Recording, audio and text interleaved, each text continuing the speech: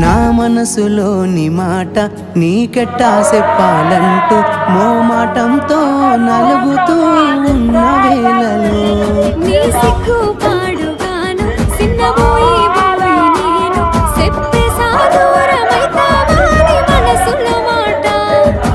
అమావాస్య చీకట్లోన సందమామల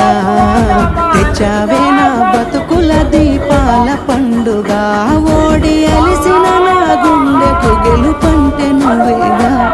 ఆ సంబూరాన్ని రాయబోతే పల్లవి మన సంతోషాలే రాసిన చరణాలవి